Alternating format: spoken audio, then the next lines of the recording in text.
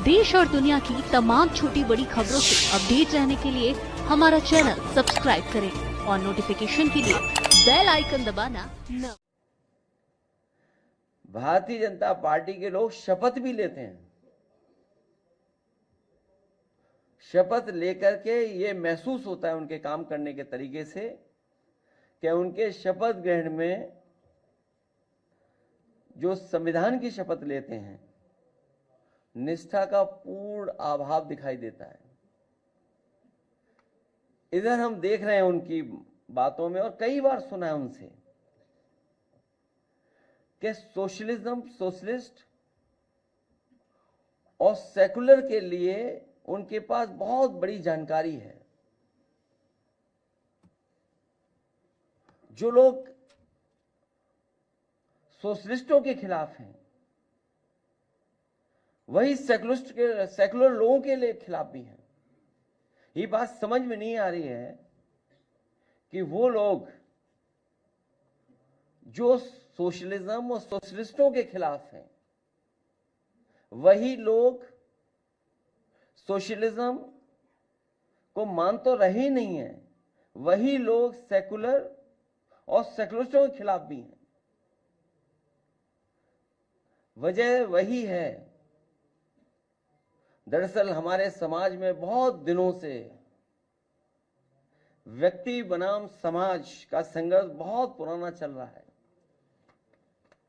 और कोई ये संघर्ष नया नहीं है, लगातार संघर्ष होता रहा है। ये मैं बनाम हम की लड़ाई है।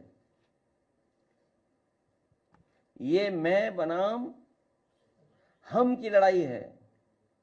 समाज के निर्माण और उत्थान के लिए अपनी व्यक्तिगता का विलय करना लोग कभी नहीं करते हैं। जो मैं बोलते हैं वो कभी स्वीकार नहीं कर सकते हैं।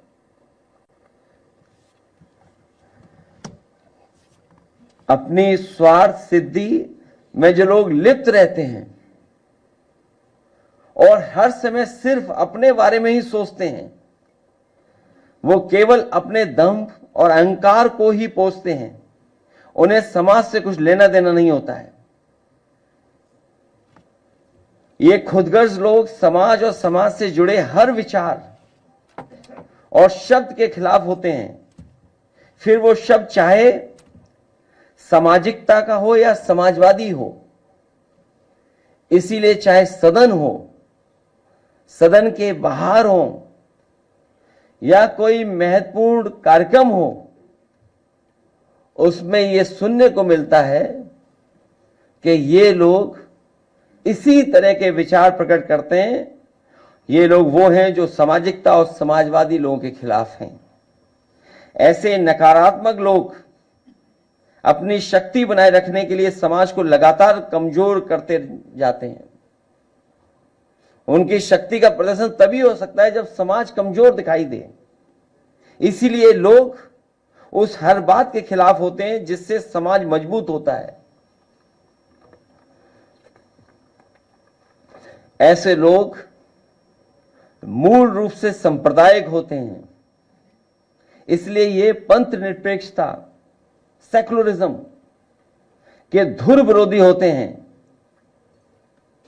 क्योंकि पंथ निरपेक्षता, सेकुलरिज्म हमें यह सिखाती है और लोगों को करीब लाती है, लोगों को सहनशीलता बनाती है, सहनशील बनाती है, लोगों को जियो और जीने दो का सिद्धांत सिखाती है, सबके बीच मेलजोल बढ़ाती है, सौहार्द बढ़ाती है, हमारे देश की गंगा जमुनी तहजीब की हिफाजत करती है, दिलों को एक दूसरे से जोड़ती है, क्योंकि इन सब बातों से समाज मजबूत होता है। इसलिए एकाधिकारवादी लोग समाजवादी और पंथ निरपेक्षवादी विचार से विरोधी होने का और विरोध ही करते हैं। सोशलिस्ट और सेकुलर होने के लिए बड़े दिल वाला होना चाहिए।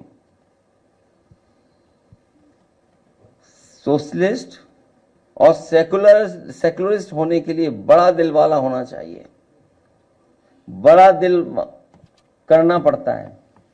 इसलिए हार्टलेस लोग इसका हमेशा विरोध करते हैं और ये विरोध हमेशा करते रहेंगे। इसलिए हार्मोनियस पॉजिटिव पॉलिटिक्स की बुनियादी बातें हैं जिन्हें कम्युनल नेगेटिव पॉलिटिक्स करने वाले कभी भी स्वीकार नहीं कर सकते, क्योंकि इनकी आधार ही कम्युनल है। इसलिए कभी भी ये समाज में एकजुटता नहीं स्वीकार कर सकते, समाज में हार्मोनी हो वो उसको स्वीकार नहीं कर सकते हैं। इसलिए ये लोग पीडीए के भी विरोधी हैं, क्योंकि पीडीए पीड़ा के एक सूत्र से बंधे लोग हैं। जितने भी पीडीए के लोग हैं, हम सब किसी न किसी एक पीड़ा से जुड़े हुए लोग हैं, एक दूसरे से बंधे लोग हैं। उनकी एकता और एकजुटता से व्यक्तिवादी नेगेटिव लोगों के लिए चुनौती बन करके आती है। उनकी सदियों से चली आ रही सत्ता की सोच को ये पीडीए की ताकत हिला रही है, इसलिए ये लोग नेगेटिव हैं। ऐसे व्यक्तिवादी सोच के लोग प्रभुत्ववादी और वर्चस्ववादी होते हैं, जो दूसरों का उत्पीड़न समय समय पर करते हैं। प्रभुत्ववादी लोग, वर्चस्ववादी लोग समाज में हमें देखने को मिलता है कि वो हमेशा उत्पीड़न अन्याय करते हैं। प्रभुत्ववादी अपने को दूसरे से ऊपर समझते हैं। ये सोच ही है ऊपर नीचे के वर्टिकल डिवीजन को जन्म देती है। ऊपर होने से ही वो अपना प्रभुत्व कायम रख सकते हैं, अपना वर्चस्व बनाए रख सकते हैं। इसलिए पीडीए की पॉजिटिव पॉलिटिक्स है, नेगेटिव लोगों को कभी स्वीकार नहीं हो सकती है। ये पीडीए हमारी पॉजिटिव पॉलिटिक्स है, डेवलपमेंट की पॉलिटिक्स है, आगे की सोच को आगे बढ़ाने की सोच है। इसलिए ये नकारात्मक लोग, नेगेटिव लोग कभी भी स्वीकार नहीं कर सकते पीडीए की ताकत को। ये लोग विभाजनकारी होते हैं, जो समाज को तोड़ते हैं, जबकि पिछड़े पीडीए के लोग, दलित, अल्पसंख्यक, आदिवासी भाई,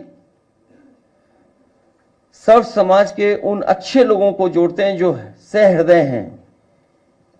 सोशलिस्ट एंड सेकुलर का विरोध अप्रत्यक्ष रूप से संविधान का ही विरोध है, और संविधान का विरोध दरअसल सामाजिक न्याय का विरोध है और आरक्षण का भी। जो बराबरी नहीं लाना चाहते हैं समाज में, लोगों के बीच में जो गैर बराबरी है उसको खत्म नहीं करना चाहते हैं, वही लोग खिलाफ हैं, वही लोग नेगेटिव हैं, वही सामाजिक न्याय के विरोधी हैं, वही संविधान के विरोधी हैं। जो संविधान के विरोधी हैं वही आरक्षण के विरोधी हैं। जो लोग सियासी नुकसान के डर से सीधे सीधे संविधान और आरक्षण के विरोध में नहीं बोल पाते हैं, वो लोग घुमा फिरा करके सोशलिस्ट और सेकुलर के खिलाफ बोलते हैं। जो लोग संविधान के खिलाफ सीधा सीधा नहीं बोल पा रहे हैं, इसीलिए वो सेकुलर और सोशलिस्ट लोगों के खिलाफ बोलते हैं, क्योंकि संविधान और आरक्षण के खिलाफ सीधा सीधा बोलने से उनको लगता है कि उनका बोर्ड खिसक जाएगा। पीडीए इन लोगों के संविधान विरोधी मंसूबे कभी पूरे नहीं होने देंगे। पीडीए जन अधिकार का ऐलान है। एकाधिकार के मुकाबले जनाधिकार जीतेगा, और मैंने कई मौकों पर कहा है, एनडीए नेगेटिव लोगों का नारा है, पीडीए पॉजिटिव लोगों का नारा है। मैं आप सबका बहुत बहुत धन्यवाद देता हूं प्रेस के लोगों का। 2017 से अब तक जो उत्तर प्रदेश में दलित और अल्पसंख्यक ओबीसी पे जो अत्याचार बढ़े हैं और इसमें सामाजिक भेदभाव भी बढ़ा है और पुलिस की निष्क्रियता रही है। पुलिस हमेशा खामोश रही है, सेकुलरिज्म को खत्म करने की बात करती है, तो इसमें सरकार का पूरा हाथ रहता है। मनोबल वहीं से बढ़ता है, सरकार से ही बढ़ाया जाता है। जो मनोबल है वो सरकार से ही बढ़ाया जाता है। इसीलिए समय समय पर हम लोग सुनते हैं और अखबारों में पढ़ने को मिलता है, पार्टी के संगठन के माध्यम से जानकारी होती है कि कितना अन्याय जमीन पर हो रहा है। अगर कोई बारात लेकर के निकलना चाहता है, दूल्हा घोड़े पे बैठ करके जाना चाहता है, अगर कोई नई शादी में चप्पल पहन करके किसी घर के सामने से निकलता है, तो अन्याय की सब सीमा लांघ जाते हैं। और लगातार 9 सालों में जो लोग जीरो टॉलरेंस की बात कर रहे थे, न्याय देने की बात कर रहे थे, सबका साथ सबका विकास की बात कर रहे थे, उन्हीं की सरकार में महिलाओं पर सबसे ज्यादा उत्पीड़न हो रहा है। और सरकार के ये आंकड़े बताते हैं कि दलितों पर सबसे ज्यादा अगर कहीं पर अन्याय हो रहा है तो वो उत्तर प्रदेश में हो रहा है। सर, इटावा वाला जो कथावाचकों वाला मामला है, उसमें आप कथावाचकों पर पुलिस ने एफआईआर दर्ज की है, जिसपे आइडेंटिटी छुपाकर आधार कार्ड बनवाने और पहचान छुपाकर कथा करने का आरोप है। भारतीय जनता पार्टी के लोग जो कुंभ में झूठ बोल सकते हैं, शंकराचार्यों से झूठ बोल सकते हैं, गंगा जल में स्नान करने के बाद झूठ बोल सकते हैं, मरने वालों की आंकड़े छिपा सकते हैं, उन्हें कौन पकड़ेगा जो पुलिस वर्दी में कैश लेके गई थी? आखिरकार वो कैश किसका था? अगर पुलिस कैश लेके जा रही है और कैश दे रही है तो आखिर किसका कैश था वो? इस सरकार में कुछ भी हो सकता है। सोचिए, बुलडोजर, पुलिस और बुलडोजर साथ साथ चल रहा है। उस पर प्रेस बाद में करेंगे। पहले प्लानिंग होती है, प्लानिंग की तस्वीरें हैं, कौन कौन बैठा है प्लानिंग में, और वही लोग बुलडोजर के जो उड़ जाता है उस पर बैठे थे वो लोग। इस सरकार में कुछ भी हो सकता है। अधिकार केवल इतना, सुनते रहो बस। पिछले दिनों चला था, आपने पूछा था कि चुनाव लड़ने के लिए, तो उन्होंने कहा था लखनऊ आकर बात करेंगे, तो क्या आप उनको टिकट देंगे? आज से वो जनता दरबार में लगा। हालांकि मुझे नहीं पता था कि इतना सीरियस बात हो जाएगी। स्वाभाविक है, ये तो नई टेक्नोलॉजी है और हमारा उनसे संबंध भी है और पूरे परिवार से संबंध अच्छे हैं। और क्योंकि उनका कॉल आया था 2 बार, तो मुझे लगा कि कोई इमरजेंसी तो नहीं है, तो उसी कॉल को मैंने दोबारा रीडायल कर दिया, तो वो वीडियो कॉल था। तो अब जब वीडियो कॉल उठ जाएगा तो आप काटेंगे तो वो भी सिविलाइज्ड नहीं लगता है। तो हम पॉलिटिकल लोग क्या पूछेंगे? यही पूछेंगे ना, चुनाव लड़ रहे हो कि नहीं लड़ रहे हो। तो इसलिए मैंने पूछा कि क्योंकि बिहार में माहौल है ऐसा कि चुनाव होने जा रहा है, विधायक हैं वो, इसलिए मैंने पूछा। और मैं आपको एक जानकारी दे दूं, भारतीय जनता पार्टी बहुत बुरी तरह हार रही है वहां, क्योंकि वहां के लोग जान गए हैं कि महाराष्ट्र में जो फार्मूला था ना कि मुख्यमंत्री जी को आगे रखो और बाद में दूसरा मुख्यमंत्री बना दो, बिहार के लोग बहुत समझते हैं ये सब बातें।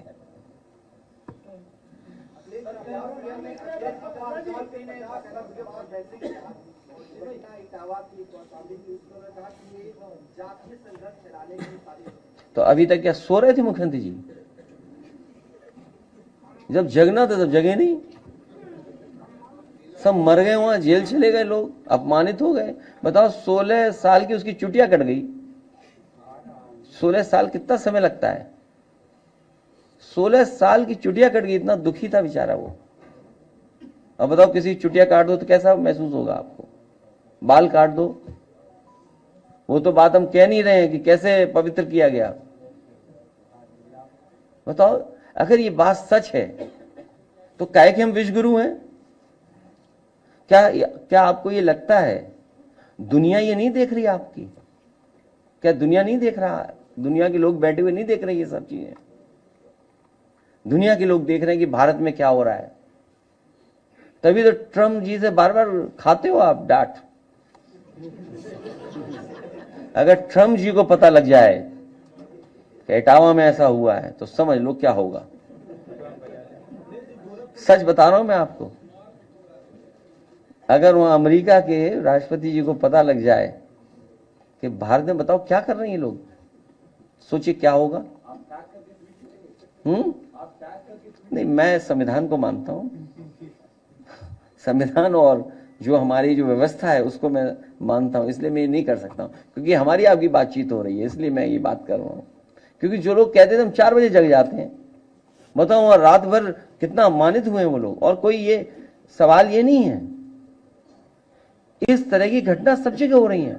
जब महोबा की मुझे जानकारी मिली, मैं यहां नहीं था, कि एक शादीशुदा परिवार, जो दलित परिवार, नई शादी होकर के आए और क्योंकि वो चप्पल उतार के नहीं जा रही थी तो इसलिए अपमानित होना पड़ा उस परिवार को। मैंने अपने एक साथी को भेजा उनके घर गांव में, जो शादी पे सम्मान होता है वो तो किया ही किया, और हमने भरोसा दिलाया समाजवादी कि हम आपके साथ हैं इस समय। ऐसी बहुत सारी घटनाएं जहां समाजवादी लोग पहुंच करके जो समाज की बुराई है उसको दूर कर रहे हैं। क्या मुखर्जी जी को नहीं पता लग रहा है ये सब बातें? फिर क्या है, वो कहते हम 4 बजे जग जाते थे। और सच्चाई ये है कि 2 डिप्टी सीएम ने सब करवाया गड़बड़।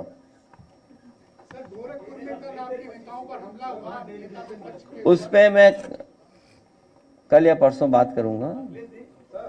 देखिए, आप ये देखिए ना, जमीन छीनना चाहते हैं आप, हर एक की जमीन। भारतीय जमीन पार्टी ये सबकी जमीन छीन लेंगी। ये गरीब को न्याय नहीं देना चाहते हैं। अच्छा, कौन डेवलपमेंट के खिलाफ है? हम समाजवादी लोग कभी डेवलपमेंट के खिलाफ नहीं है, और मैंने कई बार एग्जांपल दिया आपको। इनका फ्लाईओवर एक बिल्डिंग से टकरा रहा है, आगे नहीं जा पा रहा है।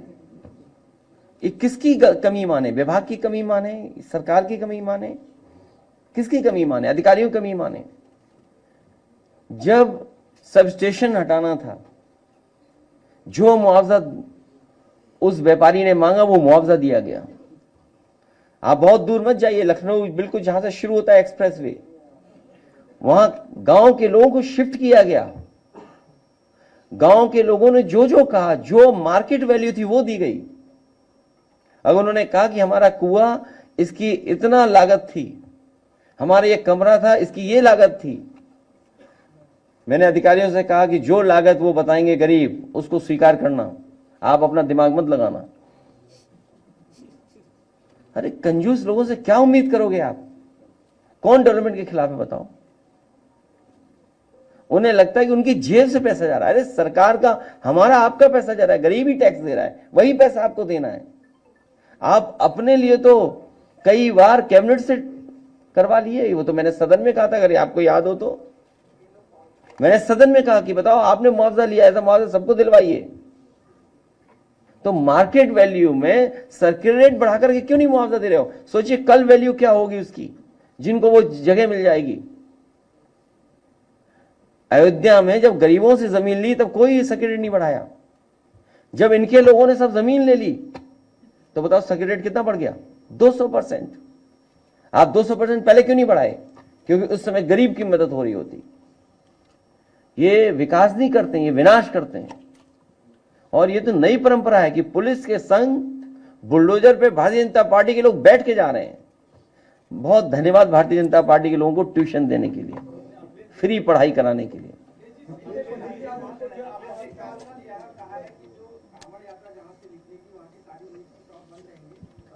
और खुद खाते हैं बीजेपी वाले, उसका कुछ नहीं बोलोगे तुम?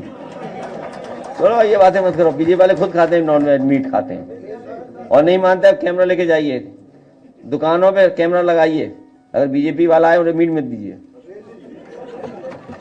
अरे क्या पूछ रहे हो यार तुम? बीजेपी वाले मीट खाते हैं।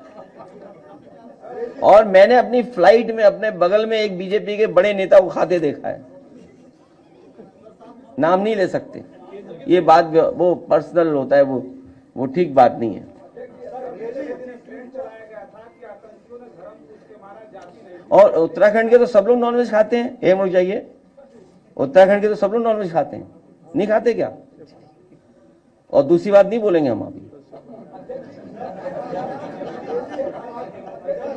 बताओ, शराब की दुकान 11 बजे तक खुलेगी।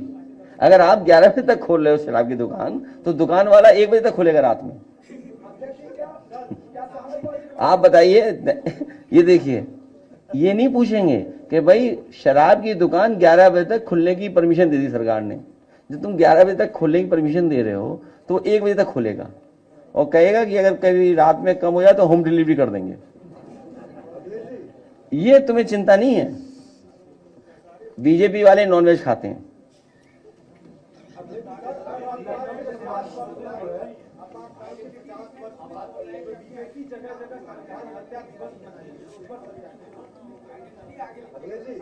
क्या चीज?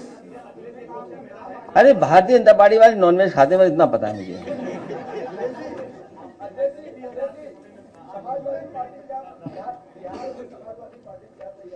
समाजवादी पार्टी तेजस्वी की मदद करेगी।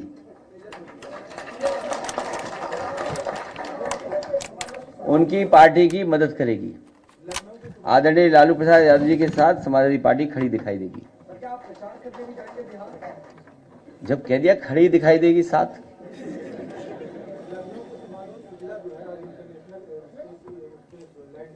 कौन? मैं बधाई देना चाहता हूं सुधांशु शुक्ला जी को और उनके परिवार को बहुत बधाई देना चाहता हूं।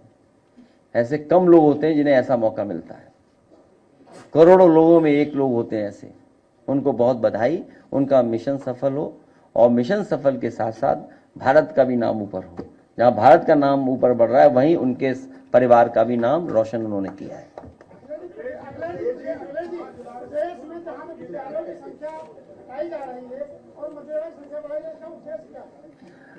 आप केवल मुख्यमंत्री जी को हटा दो यहां से।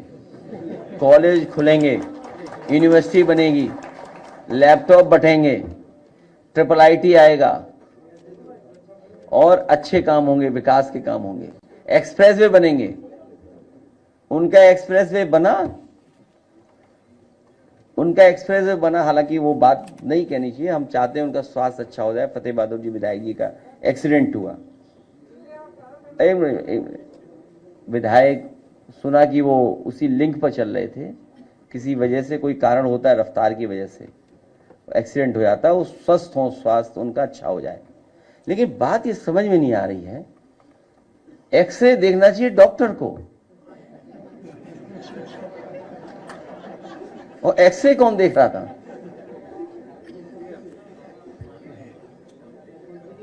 ये बात नहीं कहनी चाहिए।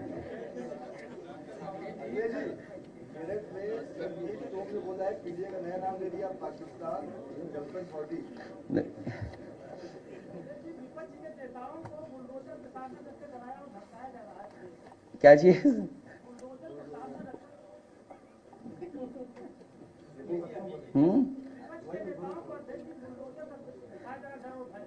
ये प्रेस जब हमारे डेलीगेशन के जो दोनों लीडर ऑपोजिशन गए थे वो लोग और पार्टी के संगठन के जिलाध्यक्ष और हम सब लोग हैं, तब चर्चा करेंगे उस पर। और मैंने इतना ही कहा है कि मार्केट वैल्यू देनी चाहिए। सहमति तो आप दबाव करके बना लोगे। सहमति क्या होता है? ऐसो पहुंच जाए सहमति पे दस्तखत हो जाएंगे। तो सहमति का मतलब ये हुआ कि आप दबाव बना करके उन्हें मार्केट वैल्यू नहीं देना चाहते हो। अच्छा, आपने अपना मॉल बना लिया, अपने लिए मुआवजा ले लिया, कैबिनेट से पास करके मुआवजा ले लिया। तो जो व्यापारी हैं, दुकानदार हैं, जो वर्षों से वहां काम कर रहे हैं, रह रहे हैं, तो कम से कम उनके प्रति तो इतना होना चाहिए सरकार को कि उनका मुआवजा मार्केट वैल्यू मिले।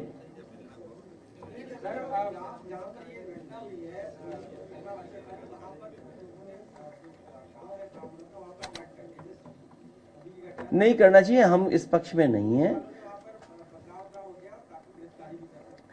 कई बार बीजेपी वाले, क्योंकि बीजेपी वाले बैकफुट पे चले गए हैं, बीजेपी वाले ही किसी न किसी को आगे करेंगे। और मुझे अगर नाम बता दोगे किन लोगों ने अटैक किया, पता कर लेंगे तो आपको भी थोड़ा क्लियर हो जाएगा, हमें भी क्लियर हो जाएगा कि कौन लोग शामिल हैं उसमें। लेकिन हमने समाजवादी पार्टी से इसीलिए कहा कि कोई भी किसी तरह से व्यवहार खराब नहीं हुआ किसी के प्रति। और इसीलिए जैसे ही मुझे जानकारी मिली सुबह, मुझे हमारी पार्टी के कार्यकर्ताओं ने सुबह 6 बजे तमाम वीडियो डाल दिए थे। मैं उस न्यूज को अवॉइड कर रहा था, इग्नोर कर रहा था। लेकिन जब वो न्यूज और वो लगातार फ्लैश होने लगी तो मैंने तुरंत अपने पार्टी के संगठन के नेता से कहा कि इस परिवार को लेकर के आ जाओ मेरे पास, और इसीलिए मैंने उनका सम्मान किया यहाँ पर, जिससे समाज में वहां पर दूरी पैदा ना हो। इसीलिए मैंने उन्हें बुला लिया था, क्योंकि बीजेपी चाहती है झगड़ा हो, जातियों में झगड़ा हो, धर्म का झगड़ा हो, तभी तो लाभ उठा पाएंगे, तभी ये मैं और हम का बात है। बीते दिनों आपने गौरीगंज से विधायक राकेश प्रताप को पार्टी से निकाल दिया। उन्होंने आज सुबह एक ट्वीट किया है, कहा क्या आपने भी मोटा पैकेज लेके श्री सेठ जी को राज्यसभा भेजा था? अरे मेरे नासमझ भाई, ये समाजवादी पार्टी पार्टनरशिप करने वाली, पैकेज वाली नहीं है। अरे किसी से करना ही होगा तो पार्टनरशिप करेंगे ना। नहीं समझ पाए ये।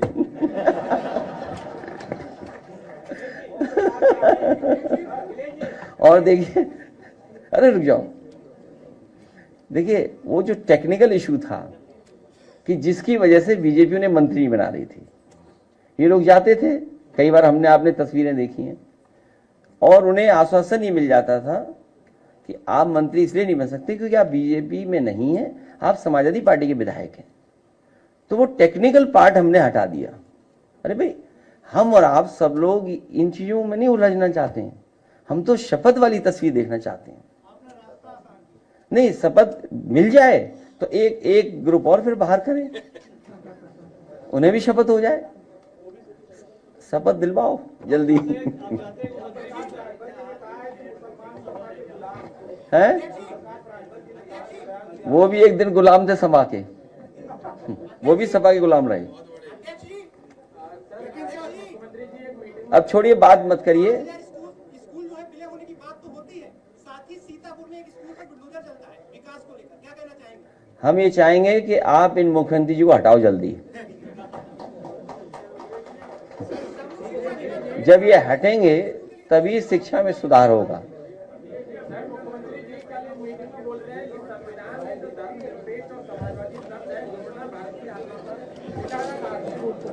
अरे मैंने बोल दिया, ये नकारात्मक लोग हैं, कभी स्वीकार नहीं कर सकते हैं।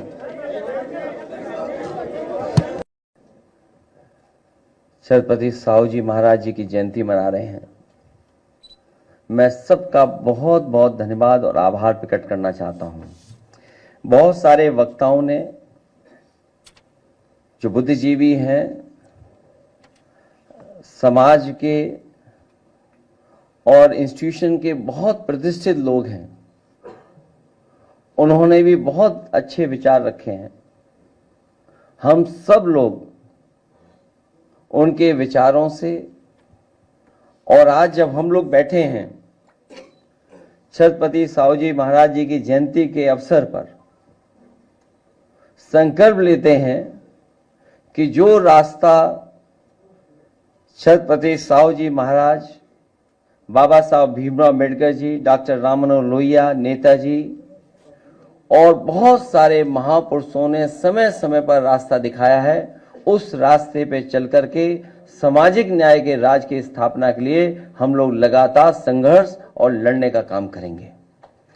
आज ये भी हमारे प्रदेश के अध्यक्ष जी ने, मैं बाद में कहूंगा कि केवल एक पैराग्राफ पढ़ देंगे कि आज ये तय किया है कि संविधान मान स्तंभ स्थापना दिवस, क्योंकि इसी दिन 26 जुलाई को हम लोगों ने ये कार्यक्रम किए थे, आने वाले समय में पूरे प्रदेश में आरक्षण दिवस 26 जुलाई को समाजवादी पार्टी ने संविधान मान स्तंभ स्थापना दिवस के रूप में मनाने का फैसला लिया है।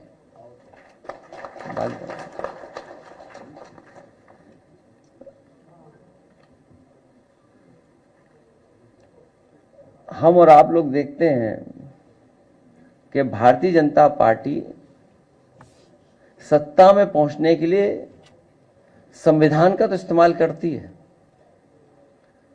संविधान के बारे में चर्चा तो करती है, संविधान पर चलने की और संविधान को मानने की बात करती है सत्ता में आने तक। लेकिन जैसे ही भारतीय जनता पार्टी सत्ता में आती है, वो संविधान को नहीं मानती। बाबा साहब भीमराव अम्बेडकर का दिया हुआ संविधान के रास्ते पर नहीं चलते हैं। भारतीय जनता पार्टी के लोग शपथ भी लेते हैं। शपथ लेकर के ये महसूस होता है उनके काम करने के तरीके से कि उनके शपथ ग्रहण में जो संविधान की शपथ लेते हैं, निष्ठा का पूर्ण अभाव दिखाई देता है। इधर हम देख रहे हैं उनकी बातों में, और कई बार सुना है उनसे कि सोशलिज्म, सोशलिस्ट और सेकुलर के लिए उनके पास बहुत बड़ी जानकारी है। जो लोग सोशलिस्टों के खिलाफ हैं, वही सेकुलर लोगों के लिए खिलाफ भी हैं। ये बात समझ में नहीं आ रही है कि वो लोग जो सोशलिज्म और सोशलिस्टों के खिलाफ हैं, वही लोग सोशलिज्म को मान तो रहे नहीं है, वही लोग सेकुलर और सेकुलरिस्टों के खिलाफ भी हैं। वजह वही है, दरअसल हमारे समाज में बहुत दिनों से व्यक्ति बनाम समाज का संघर्ष बहुत पुराना चल रहा है, और कोई ये संघर्ष नया नहीं है, लगातार संघर्ष होता रहा है। ये मैं बनाम हम की लड़ाई है। ये मैं बनाम हम की लड़ाई है। समाज के निर्माण और उत्थान के लिए अपनी व्यक्तिगता का विलय करना लोग कभी नहीं करते हैं। जो मैं बोलते हैं वो कभी स्वीकार नहीं कर सकते हैं।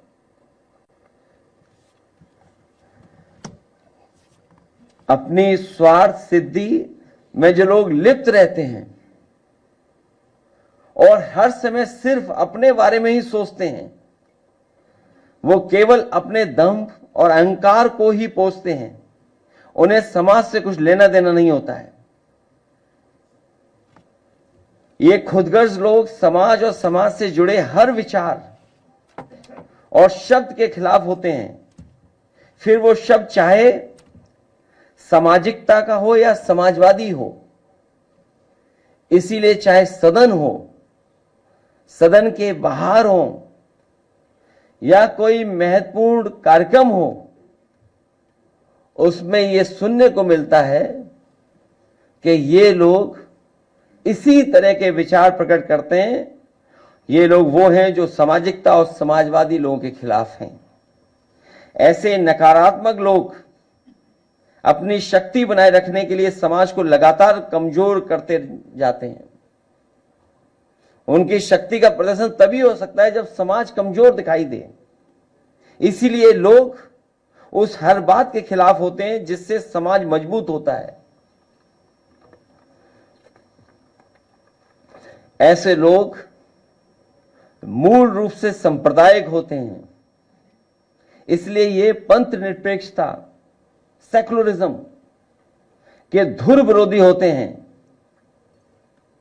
क्योंकि पंथ निरपेक्षता, सेकुलरिज्म हमें यह सिखाती है और लोगों को करीब लाती है, लोगों को सहनशीलता बनाती है, सहनशील बनाती है, लोगों को जियो और जीने दो का सिद्धांत सिखाती है, सबके बीच मेलजोल बढ़ाती है, सौहार्द बढ़ाती है, हमारे देश की गंगा जमुनी तहजीब की हिफाजत करती है, दिलों को एक दूसरे से जोड़ती है, क्योंकि इन सब बातों से समाज मजबूत होता है। इसलिए एकाधिकारवादी लोग समाजवादी और पंथ निरपेक्षवादी विचार से विरोधी होने का और विरोध ही करते हैं। सोशलिस्ट और सेकुलर होने के लिए बड़े दिल वाला होना चाहिए। सोशलिस्ट और सेकुलरिस्ट होने के लिए बड़ा दिल वाला होना चाहिए। बड़ा दिल करना पड़ता है। इसलिए हार्टलेस लोग इसका हमेशा विरोध करते हैं और ये विरोध हमेशा करते रहेंगे। इसलिए हार्मोनियस पॉजिटिव पॉलिटिक्स की बुनियादी बातें हैं जिन्हें कम्युनल नेगेटिव पॉलिटिक्स करने वाले कभी भी स्वीकार नहीं कर सकते, क्योंकि इनकी आधार ही कम्युनल है। इसलिए कभी भी ये समाज में एकजुटता नहीं स्वीकार कर सकते, समाज में हार्मोनी हो वो उसको स्वीकार नहीं कर सकते हैं। इसलिए ये लोग पीडीए के भी विरोधी हैं, क्योंकि पीडीए पीड़ा के एक सूत्र से बंधे लोग हैं। जितने भी पीडीए के लोग हैं, हम सब किसी न किसी एक पीड़ा से जुड़े हुए लोग हैं, एक दूसरे से बंधे लोग हैं।